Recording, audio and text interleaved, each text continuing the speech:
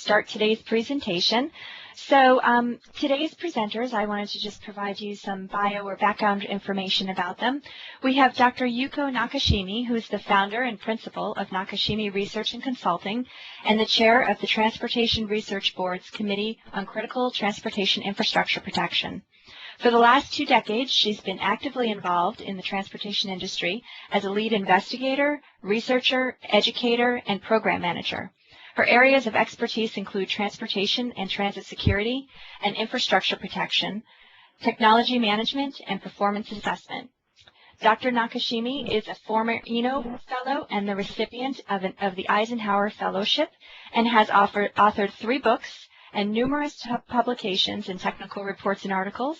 She holds a PhD in Transportation Planning and Engineering from Polytech Institute, New York University, and a Master of Science in Civil Engineering from City College of New York, and an MBA in Management from Columbia University, as well as a BA in English Literature from Harvard University. Our second presenter is Lieutenant William Fleming, who is a Lieutenant Commander over the Transit Police Service Area 3 at MBTA, or Massachusetts Bay Transportation Authority.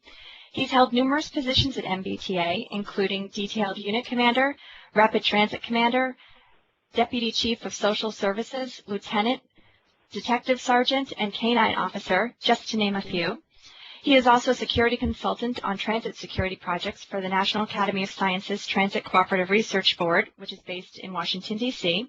He has a master's degree in criminal justice from Anna Maria College and a Bachelor of Arts in political science with a minor in law enforcement from Boston State College. So our well-versed subject matter experts today, we'd like to welcome them, and they have many years of practical and educational experience, and I will hand the presentation over to them. Thank you, Jennifer. We would first like to thank CUTR for this opportunity to present on this important topic. While serious crime in transit systems is relatively rare, even one serious incident of violence can make media headlines and diminish the perception of security, especially if the crime is against the transit operator. Assaults on operator have caused worker absence, productivity issues, and increased levels of stress for not just the victim, but co-workers as well. Also, minor incidents can be precursors to more serious violence against operators. Therefore, transit agencies have sought to address the issue of operator assaults. Our synthesis was based on a literature review, survey of U.S. and Canadian agencies, and agency profiles. The primary objective was to document the state of practice in operator protection methods and related issues. While much of the information presented here is from the synthesis, we've added additional and updated information we thought would be of interest to the audience.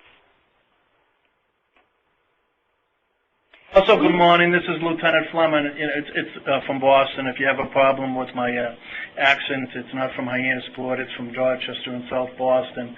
But I believe that the role of the bus driver is probably the hardest and probably the most dangerous in all public transportation, because they are working alone and they do need the support not only of management but also of police, whether it's dedicated transit police or local police. Because sometimes they feel like they're out there on an island. They also feel like they're in some neighborhoods, they're really the only symbol of government that traverses through certain neighborhoods, and sometimes that's detrimental because the angry passengers or people who are mad from everything from their congressman to their local state rep take it out on the poor bus driver. So I was very pleased that Doctor asked me to participate in this study, which I think is very important. Thank you for your comments, Lieutenant. And we decided to use a broad definition of assault that includes verbal attacks because they can create a stressful work environment for the operators, just as physical attacks do. In addition, minor incidents can lead to more serious ones. And just to echo what the doctor said about verbal assaults, I believe that, although it's not included in this study, one of the YouTube videos that gained the most attention nationwide was the poor school monitor who was being verbally harassed by students and who drove the poor grandmother to tears. But the whole nation was outraged at the verbal attack on her, and I think that occurs on a daily basis in a lot of systems. Yes, that's a good example. And recently here in New York City, there were actually 2 attacks within 5 days. An example of one that occurred out of the blue took place on September 24th. Operator Mark Slandy was driving the B-68 through Brooklyn when he was stabbed in the shoulder with a syringe for no reason at all.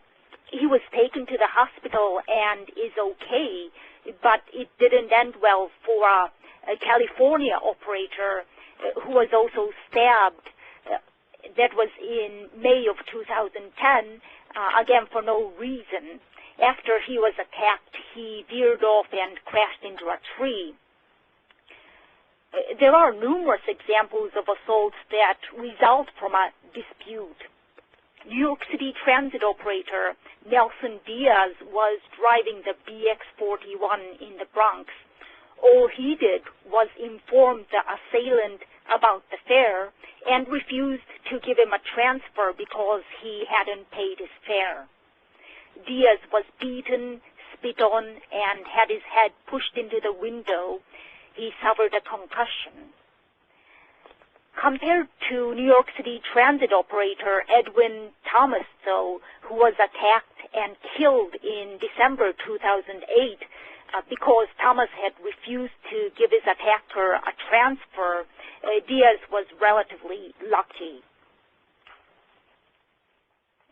And that's another, the comment about the driver attack with the syringe. That's another thing that transit agencies nationwide are doing. They often provide transfer service for homeless to various shelters. I know we do in Massachusetts, and there's oftentimes, not only are we transferring a lot of people who are drug addicted, who probably do have syringes in their knapsacks and stuff, but a lot of the throughout the states, there's a lot of level 3 sex offenders who can no longer live in neighborhoods and housing, so they take residence in shelters, and many of them take public transport to and from the shelter.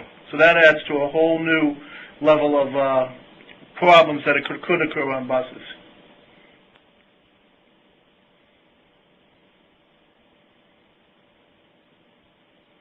Fare enforcement has been a factor causing operator-passenger conflicts for many decades and continues to be a major factor contributing to operator assault, according to our synthesis survey. Intoxication and drug use by passengers are also significant factors. Other rules enforcement, youth violence, followed by mental illness, round out the top contributing factors. Yes, and that's another indication, not only in the economy, the bad economy we're experiencing right now, that many people cannot take their frustrations out on the tax collector, but they'll take it on the bus driver, because many transit agencies have had to raise their fares to pay off debt. And the other problem is, with the cutbacks in school yellow buses nationwide, a lot of transit agencies have now picked up the traveling that the school youth traveling to and from school, and kids tend to overtake the buses, crowd the buses, and a lot of time behavior that could be kid versus kid in a playground on a bus is just not acceptable with their other passengers, and if the bus driver tries to enforce transit rules on the bus, the kids will often turn on them.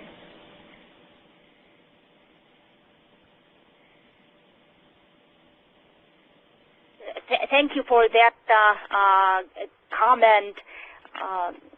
There are also a variety of other factors, external, indirect, that can contribute to operator assault. Passenger frustration is one which can be caused by service problems. For example, when Boston's Red Line subway service was shut down, the buses were mobbed by passengers, and I'm sure many of them were tired and upset by the service issues. Being the MBTA, the oldest and most entertaining transit agency, and we often have shutdowns due for a variety of reasons. And yes, a lot of frustrated passengers. When this occurs, the bus, what we call bus bridges, go into action, and a lot of times, in fairness to the drivers, they are not often on these routes, so they have trouble navigating the streets, and the buses tend to be overcrowded, and there is a level of frustration that is, quite frankly, taken out on the bus driver.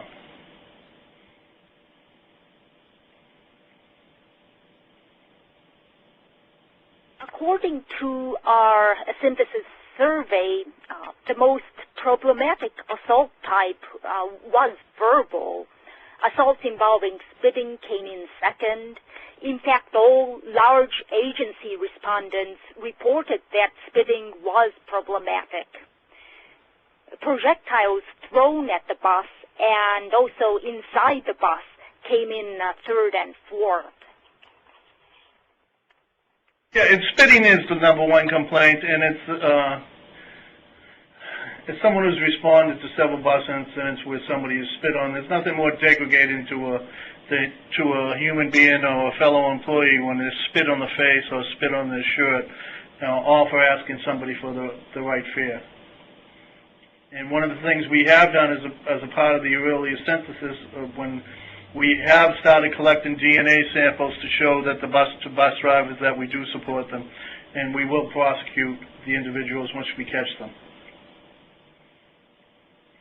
That's right. Even incidents that appear to be minor are significant to the operator and really does affect their morale. Yeah, I believe in New York City they had a number of bus drivers who went out on stress-related incidents after being spit on in the bus. That's right. You're right about that.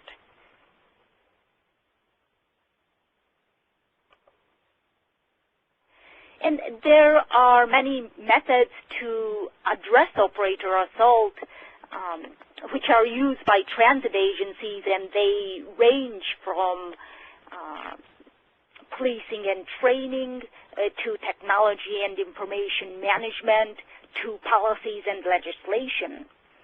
Significant investments in transit security have been made, and new transit security initiatives implemented since 9/11.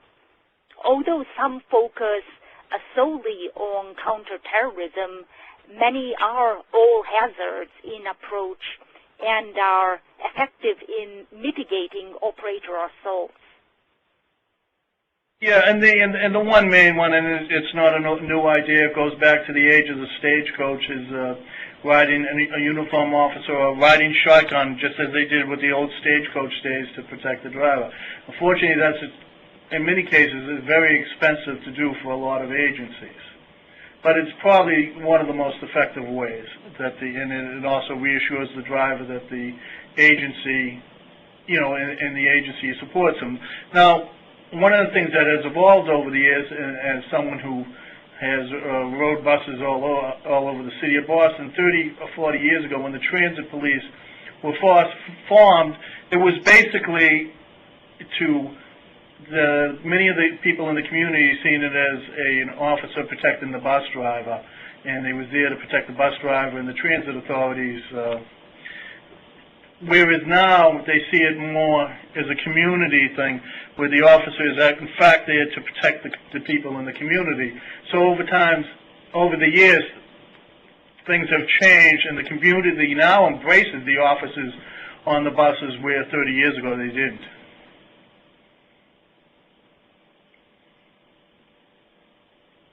That's terrific. And in our synthesis, research, we identified a wide range of methods to address operator assault, and we provided profiles of each of these methods in the synthesis report. Unfortunately, we won't be able to cover all of these.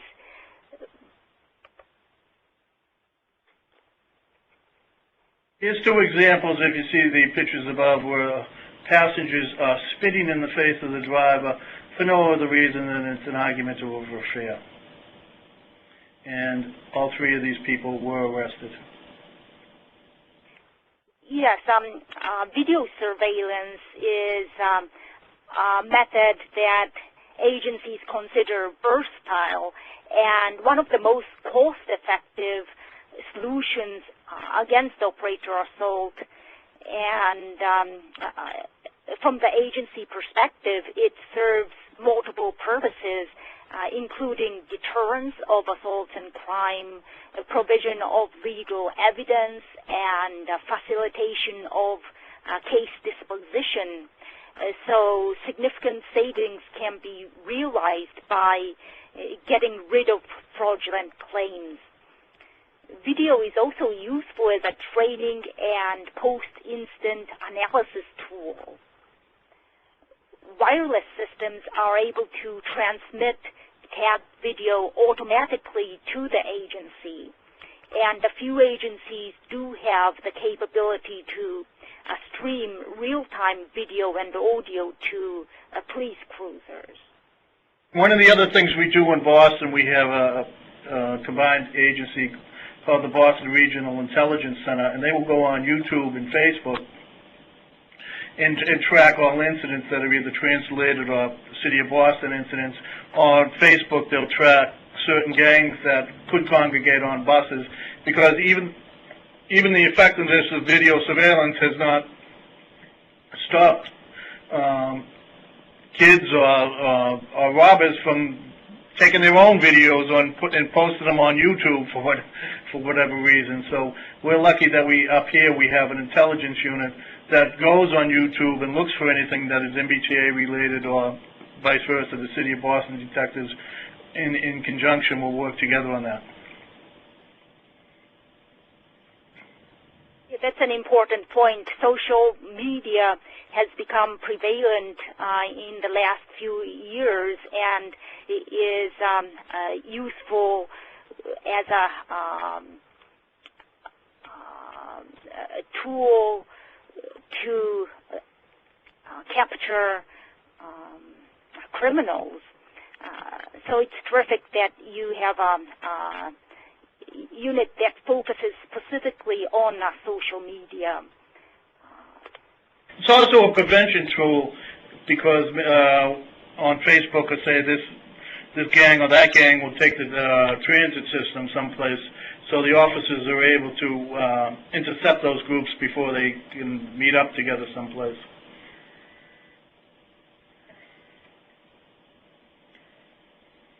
That's a good point as well.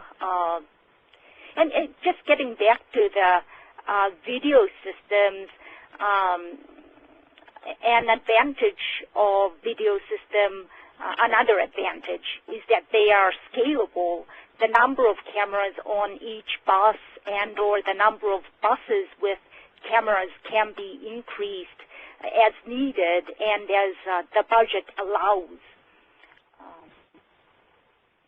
Rochester informed us that video evidence has allowed it to institute a no-pay policy for fraudulent claims because 75% of its lawsuits are frivolous or fraudulent. The agency has been able to save hundreds of thousands of dollars. We're in Boston recently. We just had a homicide on a Route 23 bus. Let me rephrase that. Everybody believed that the incident started on the 23 bus because a person was stabbed as he exited the bus several times in the middle of the street. But which was caught on the bus video, what happened outside. What we could clearly show is that neither passenger interacted with each other on the bus. They didn't know each other, and for whatever reason, an emotionally disturbed person just began stabbing a person as he was exiting the bus. So the video surveillance is not only used by the transit agencies. We have every day we have other agencies calling in requesting bus videos throughout the MBTA district to help them on crimes that happen in local areas, or it could be a video request for an incident that happened out in the street and the bus managed to pick it up on the video, or if they're looking for suspects, they'll also track them through our buses. So the video, I can't say enough about the video. Yeah, thank you for mentioning that. Some agencies also implement audio surveillance along with video, which is useful in addressing verbal assault. And with regards to reminders from operators, while agencies post signage regarding surveillance, passengers may not be aware of it. When operators reminded unruly passengers about the surveillance, potential assaults have been prevented.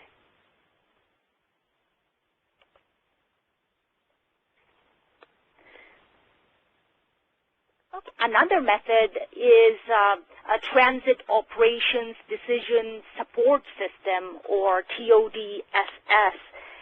This improves the functionality of AVL CAD systems for dispatchers by addressing information overload. Overload is caused by each vehicle continuously sending real-time data to dispatchers. Important information about emergencies or disruptions may go unnoticed. Currently, a PACE suburban bus is using this system. Sources of information are continuously being monitored, and only those events requiring dispatcher attention are displayed along with corresponding options.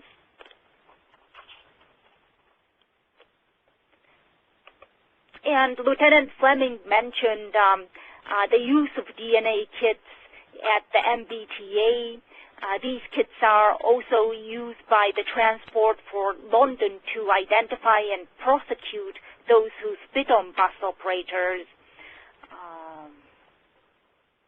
They acknowledge that seemingly non-serious incidents can have a significant psychological impact, as we mentioned earlier.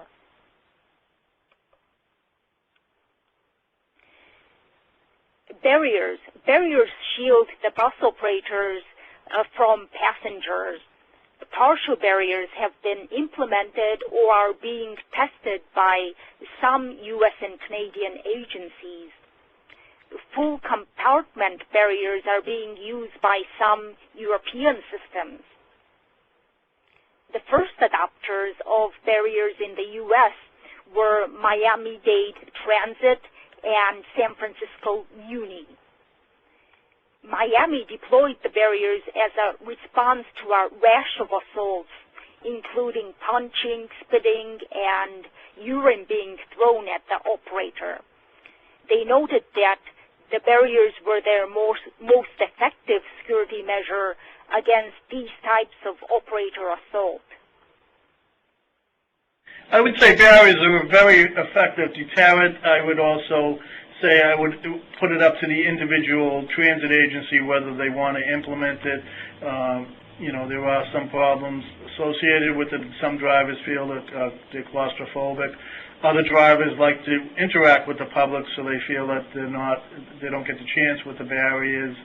There's also a glare problem, and in some cases, the operator feels he might be, if there was an accident, he might be fearful of being trapped inside the barrier. But on the whole, I would leave that up to the individual agencies to decide whether it's the best course of action for them to take. Yeah, that's a good point. These are examples of barriers being used in Rochester and Toronto.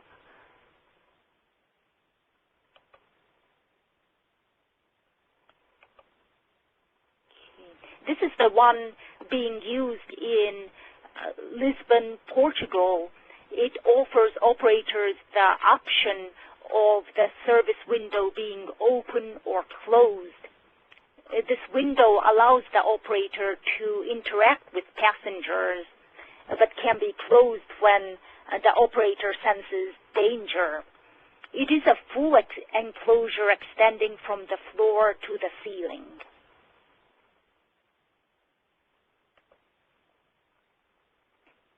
The category of policing personnel and training is an important one, which includes uniformed officers, plainclothes officers, supervision, crime analysis and management, operator selection, and training. Lieutenant Fleming will now tell you about policing, self-defense tools, and training. Lieutenant? Well, one of the things, obviously with the T being one of the largest transit agencies, we have a dedicated transit police, and the problem with a dedicated transit police to many smaller agencies is obviously the expense of. I'm sure that most transit agencies would love to have a dedicated transit police, but they have to factor in the bottom line. Nevertheless, I consider ourselves lucky up in Massachusetts, and when the transit police was formed, they were dedicated riding buses out of the station you see on the slide, which is Dudley Station, which is the busiest bus station in the city of Boston. We have over 30 or 40,000 people go through that bus station daily, and we do have bus officers riding the buses, the Silver Line buses, out of that area. We have an officer who's dedicated to that station, and he's on a police kiosk. So the uniform officers, not only do they reassure the bus driver, but they also assure the people in the community that the transit system has placed a priority on their safety. As far as plainclothes officers goes, we will put plainclothes officers on buses in certain times when if we're looking for a wanted felon, or if the bus driver has had a series of problems on his bus, we will have assigned plainclothes officers on that bus to either escort the person off the bus, or if we have an arrestable offense, we will place them under arrest. But the uniform officers also, I don't have to tell the other transit agencies on board, it's very expensive. Some transit agencies hire off-duty local police, probably, I would guess, time and a half rate, which we get to be very expensive. And obviously, it's an old tactic. It goes back to the stagecoach days. We call it riding shotgun. But it is also an effective deterrent.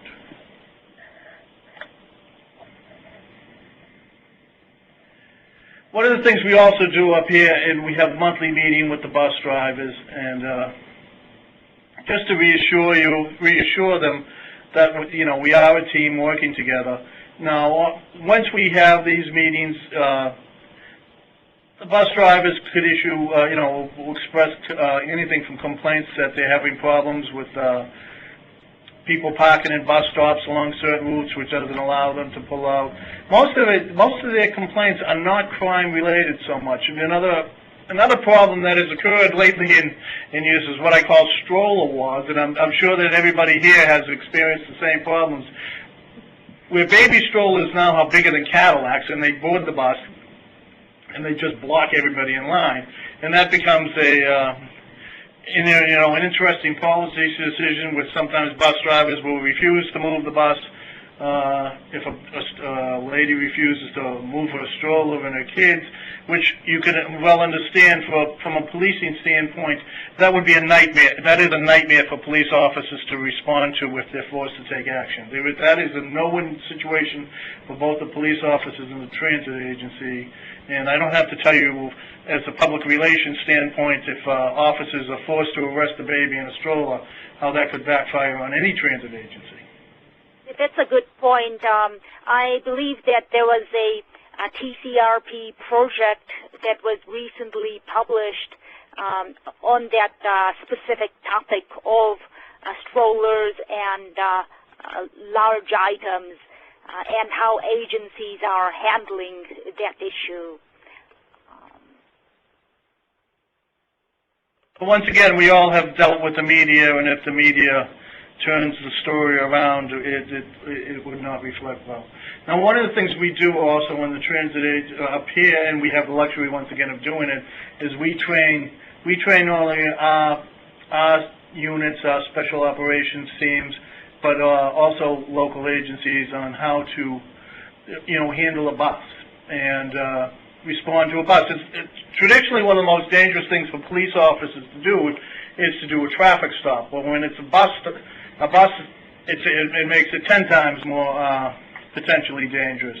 So we do train extensively with this, and it's interesting for I don't know if any agencies out there utilize wraparound buses still, but back in several years ago, I was asked by the DTE, which is our oversight thing, they wanted the wraparound buses taken, to have the T stop the wraparound buses because police officers couldn't see inside. Well, I said we have to work around that. The agency needs the money, and in fact, we use the wraparound buses as surveillance things in sting operations.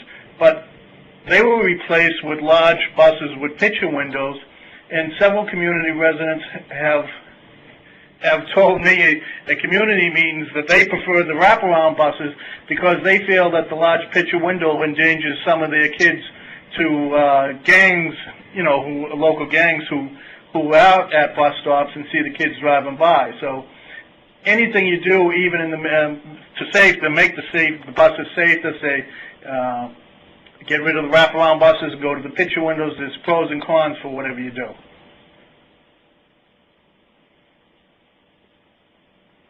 This is a picture of which years ago we used to have this on a daily occurrence. Somebody will throw a rock. Somebody will throw pellet guns or shoot pellet guns. We just had a ride van, a handicapped van hit with a pellet gun the other night. But I can tell you, and I'm sure that many of you already know that, if you're inside a bus and you get hit with a rock or a projectile, it sounds like an explosion, and the passengers are terrified when they hit the floor. And we will go out there and do an analysis of whether, in 99% of the time, it's either a rock or a pellet gun. It could be a bottle. A gunshot would go right through both, usually go both windows. But even a rock being thrown at a bus, to the people, particularly in high crime neighborhoods, they believe they're being shot at. Yes, it seems to be minor at first glance, but this can be very serious and hurt passengers, the operator, and if something hits the operator while they're driving the bus, then it can endanger all of the passengers on the bus. Not only the people on the bus, it could endanger the people on the sidewalk, it could endanger other cars and moving traffic and cause a worse accident. That's right. You're right. Now, some agencies have courses open for self-defense from a seated position for the drivers, which I think is an excellent a course for drivers to take.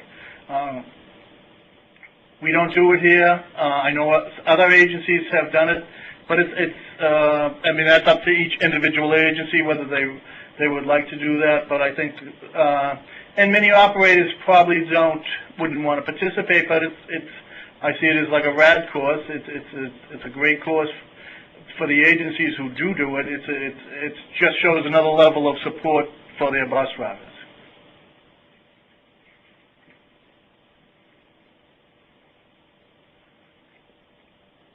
Now, as you can see, Houston Metro issues pepper gel to bus operators who request it. One of the things we did look at, not for our bus drivers, but for our officers, pepper gel. One of the advantages of the pepper gel is, unlike pepper spray, which you could end up, if an operator used it, it probably would make the whole bus, but even by spraying into it. But one of the problems with pepper gel, when we looked at it, is you might be able to spray a person with it, but if he keeps his wits about him, he can take it off his face and throw it right back at you. But Houston issues it to the bus drivers because it issues it to the bus drivers who work way outside of the confines of where the Houston Transit Police can get to help them. So, I mean, for that agency, they believe it's working, so I can't, you know, it's also Texas, God love them, so they have different self-defense rules than we do in Massachusetts. But that's right. They're considered shall issue states for concealed firearms, and that means that the states have a very liberal permit granting policy. So its granting authority has no discretion and is required to issue a permit to any applicant meeting minimum criteria. I don't think they've had an incident where they had to use pepper gel. So, but you know, that Houston Metro believes and they do provide training to their operators who do use it. So, in that case, I would say it's been a successful program.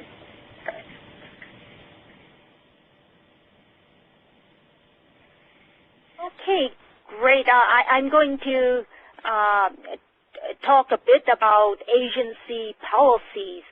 Policies that agencies have implemented to protect operators include suspension of service policy.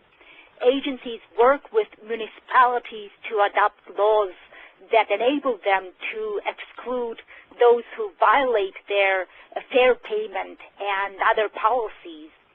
Montgomery County's policy signage is shown in this slide.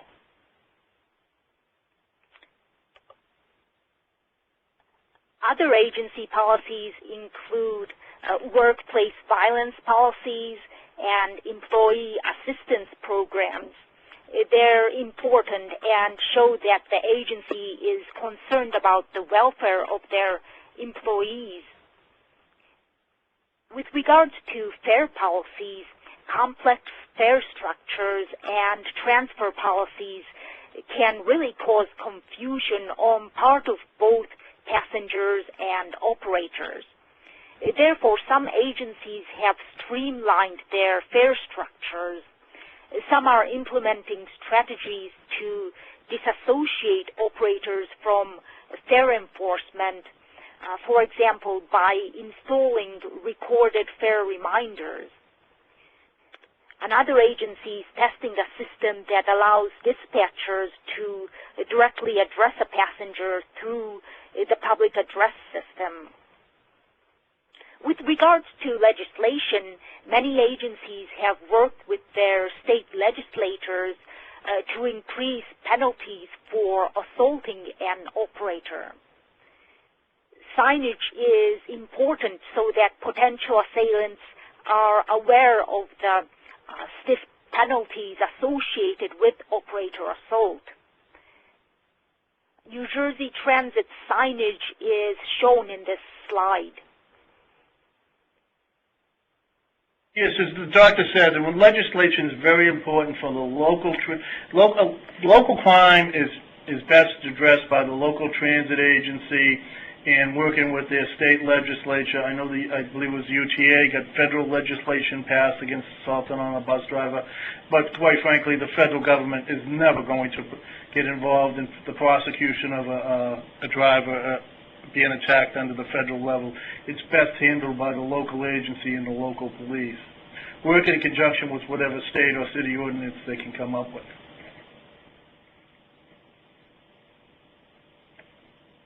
Okay. Information management is another important method to protect operators.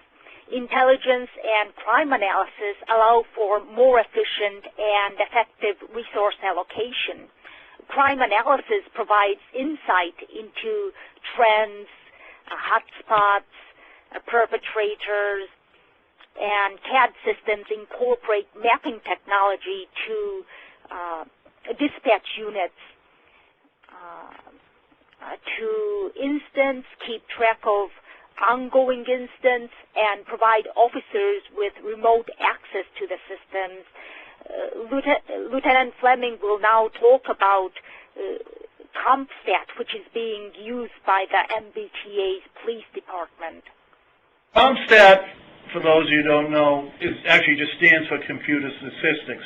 How it came about was years ago when the New York City Transit Department, Chief Bratton, who was my former boss here, had gone down to New York, and one of the things, for those of you who have met Chief Bratton, he doesn't suffer fools gladly, and one of the things he was approached with was, we need more people, we can't do this, yada yada, which police and law enforcement always hear.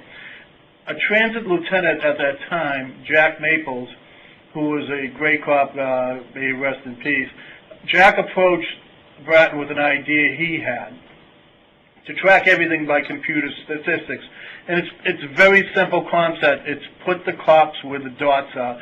If you all watch the TV shows where they'll put up pen cushions and everything else to track crime, he just took it to a higher level and computer-based. And what you do is, what Chief Bratton started at the time is he would bring in all the commanders with a mapping system put up in the crime analysis room, and they would have to account for the crime in their area and what activities they would do, have been doing to address particularly the hot spots.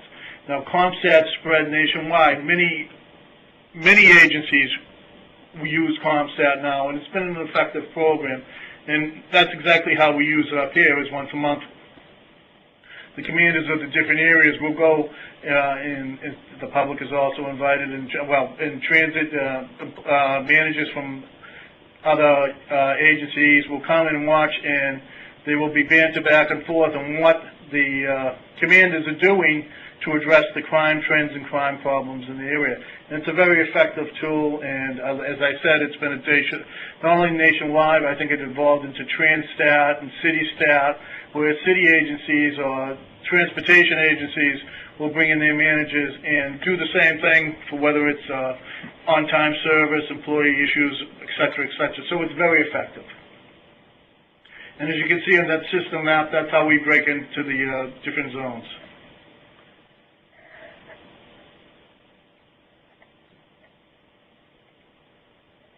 And you can see just how we do the analysis. Pot-wide crime is up 6%. And many transit agencies, and I'm sure that for the agencies out there, the transit agencies, what's driving transit crime right now is what I call apple picking. It's with people with cell phones, whether they're on buses or trains, their Apple items are being stolen at record rates. And that's because, and what we do up here is not only do we go out to different stations or different bus terminals and show people, and have community people and talk to them about safety on the system, and don't wear your iPhones and don't wear your headphones, and don't become an easy target for people.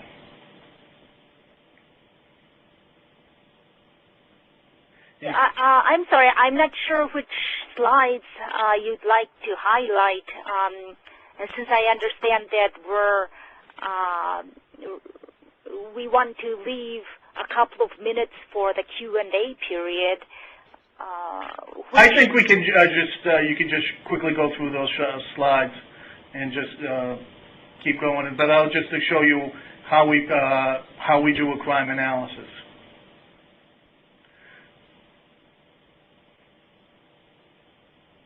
Let me know when to stop.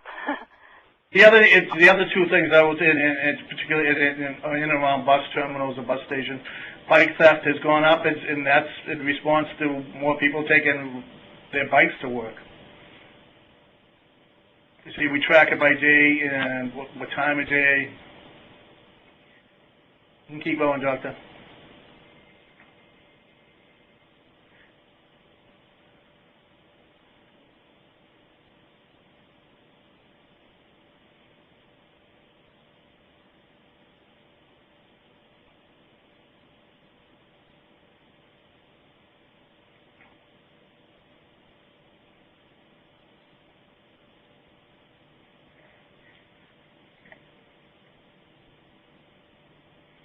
I am also the commander of TPSA 3, which goes through the toughest areas in the city of Boston and the various towns, and my crime is down, so that's why that slide's there.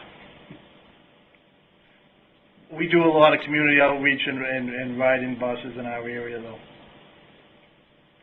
And when we try to, our climate analysts try to predict what they believe will be the problems as we go ahead.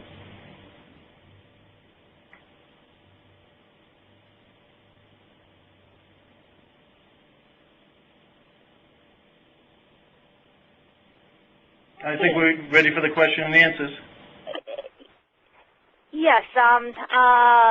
Yeah, I should mention that our contact information is on the slide, so feel free to email us if you have comments or questions.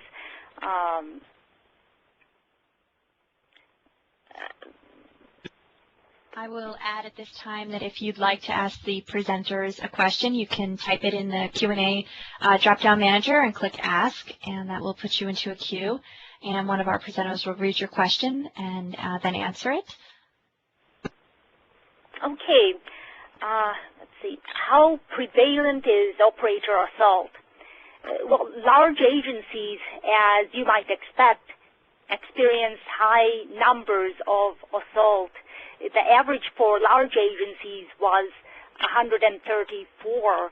The largest ones experience several hundred per year, while smaller systems may average about several per year. So there is a wide range in terms of the numbers of assault that take place on each system. There's another interesting point when we talked about this social network and YouTube. If there is and everybody here has seen on YouTube assaults on buses or assaults, driver being assaulted, or I mentioned the poor grandmother who was verbally assaulted by those kids in the school bus. Well, nationwide, a person looks at that and says, that could be my bus. And although not only nationwide, but internationally wide, in Canada or other countries, if they see it or if they see something happening to a bus, they say that could someday be my bus. So I think it has an effect on everybody, including, and especially the drivers, but especially on dedicated passengers. So, are there synergies between measures used for terrorism and general crimes, such as operator assault? Yes, there is. Well, I would put it to you this way: since 9/11, I've always said that after 9/11, on 9/12, everybody went running into the not only transit agencies or businesses and asked the CEO who's in charge of security. And the CEO realized that he or she is in charge of security, that he probably had somebody dedicated on the bottom floor, but security became much more important after 9/11.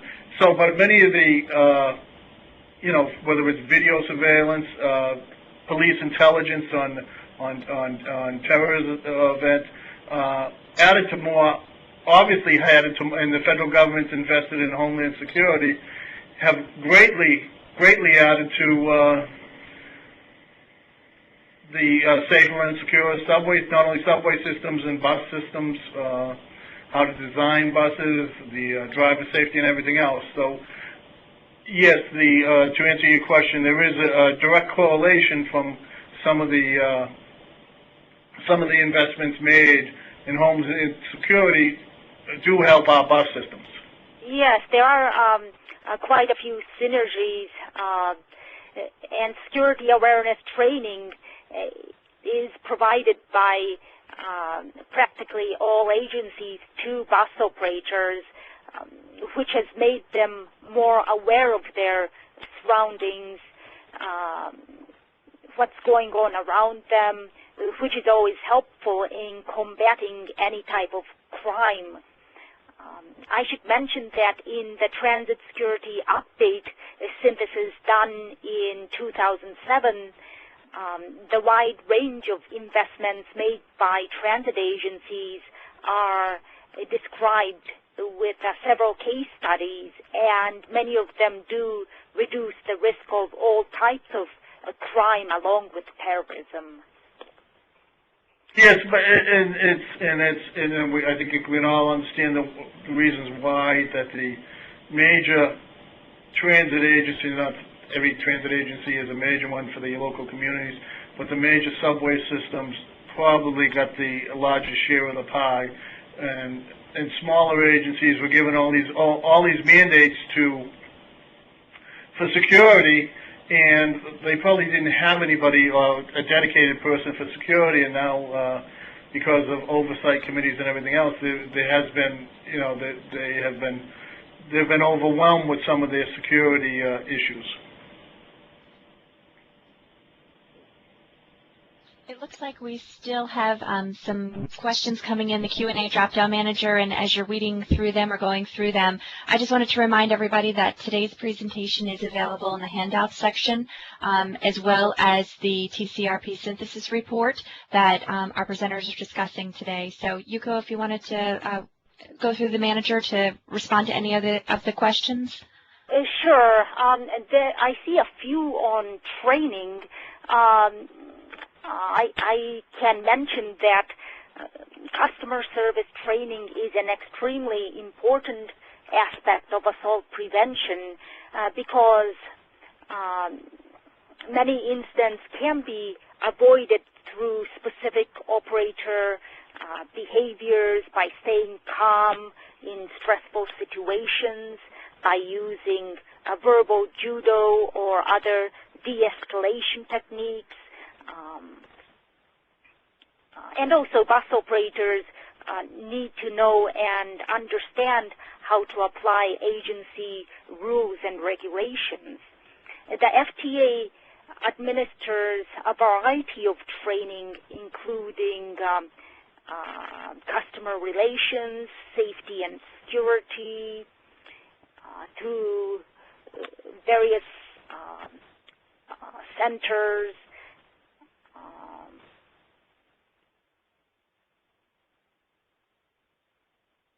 And many transit agencies have taken advantage of these training opportunities. I'd like to answer. There's a question about how checking YouTube by social media by transit agencies. I'm not exactly sure how common it is. We check it, and it's obviously to get ahead of the curve before the media calls up and says, "Did you see what's on YouTube?"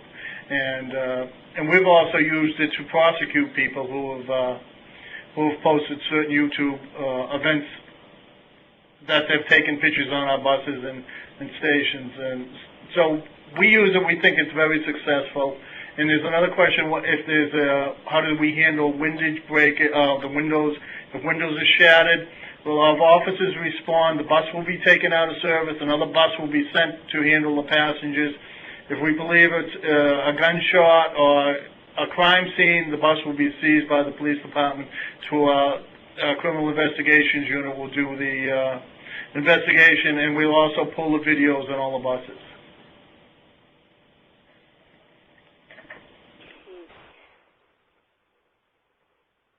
Okay, in terms of how agencies make the decision to select a particular security technology, I would say that associated costs and benefits of actions taken by the agency are taken into consideration. Before a technology is selected, numerous issues need to be researched: passenger perception, operator perception, cost including life cycle cost, effectiveness, feasibility within a transit environment, and any implementation and training issues. When we're talking about emerging technologies, some of this information is not always easy to obtain. There's a question there from Milwaukee about the use of tasers. We have looked at tasers. Once again, this is Massachusetts. They've been very successful in other states. But I would remind everybody there was a tragic incident on the Oakland transit system where an officer believed he was pulling his taser and actually shot a passenger, which caused nightmares for the BOT system out there. Tasers, and I have not done, there's an officer here, John Bias, who's done an in-depth study on them. Tasers are probably the wave of the future for a lot of law enforcement agencies. But once again, from a public relations standpoint, it's very difficult. And I think in Canada, where they had some problems with tasers, where they were tasing passengers, not tasing passengers plural, but they might have tased passengers for fear evasion or enforcement. And once again, whatever you decide, look at it from a public relations standpoint in the worst case scenario of what can go wrong. And I think we can all agree if you watch on YouTube someone getting tased, it's a lot more. It could be perceived as being excessive force, when in fact the use of tasers has probably prevented several excessive force. But it's one of those things. It's like using a canine, a trained canine, which a lot of agencies have. If the canine bites somebody, that could also be, if that's caught on YouTube, that could be a public relations disaster. So whatever you determine to do, look at it, the worst case scenario, what could go wrong, and how it could adversely affect your agency. Great. Yes, that's a very important point. And also from the operator's perspective, they also don't want the responsibility of using a weapon that can possibly harm a passenger and take on potential liability for that action. Some of them feel that they shouldn't be required to handle all of that responsibility. They're not law enforcement, and they have enough on their plate already. Great. Well, thank you so much, Dr. Naganishi and also Lieutenant Fleming, for your presentation today. I know this is an important topic. It's certainly a topic that is near and dear to most of the transit agency folks, and it's a difficult situation, and solutions are being addressed, and we're constantly evolving to address the safety of our operators. So thank you again to our presenters and, of course, all of our participants. And Jennifer, would you like to describe to everybody the process for the evaluation and the AICP credits? Yes, thank you, Amber. I'd just like to ask our attendees to take a moment to give us your feedback and thoughts on today's webcast. And we are applying for AICP continuing maintenance credits for all of our APA planners in the audience. So if you are planning to submit for that, please do complete the evaluation. And our next webcast will be 2 weeks from today, October 18th, when our topic will be Motorcyclist Attitudes and Behaviors in Florida, presented by Dr. Chan Young Lee. So that's everything I have, Amber. Thanks. Great, and just a final reminder that if you'd like a copy of the presentation from today, it is in the handouts section of Live Meeting, which is in the top right-hand corner of your screen. It looks like 3 white pieces of paper. Thank you again to everyone, and have a good afternoon. Thank you. Thank you.